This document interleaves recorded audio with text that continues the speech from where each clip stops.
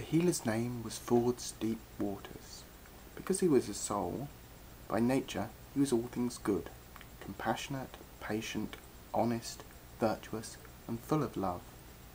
Anxiety was an unusual emotion for Ford's Deep Waters. Irritation was even rarer. However, because Ford's Deep Waters lived inside a human body, irritation was sometimes inescapable.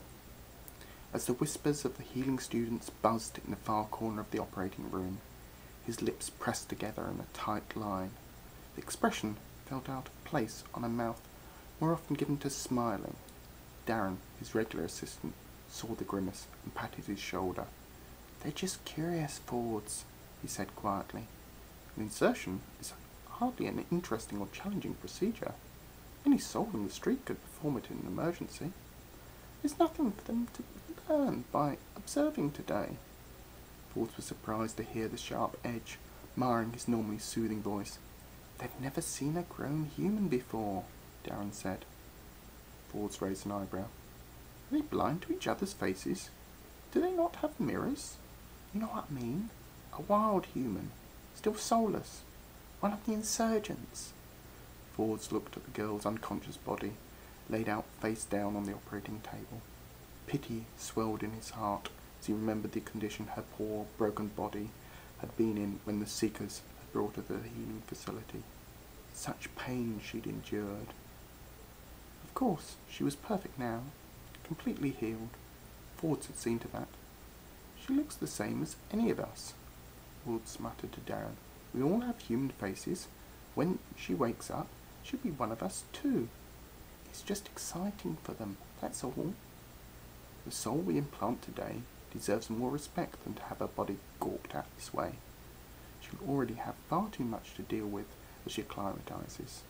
It's not fair to put her through this." By this, he did not mean the gawking. Fords heard the sharp edge return to his voice. Darren patted him again. "It'll be fine. The Seeker needs information, and..." At the words Seeker, Fords gave Darren a look that could only be described as a glare. Darren blinked in shock. "I'm sorry," Fords apologized at once. "I didn't mean to react so negatively. It's just that I fear for this soul." His eyes moved out to the cryo tank.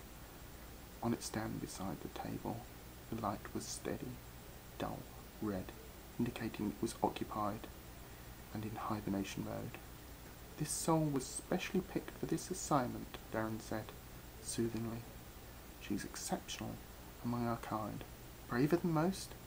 Her lives speak for themselves.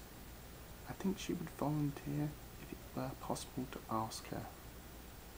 Who among us would not volunteer if asked to do something for the greater good?"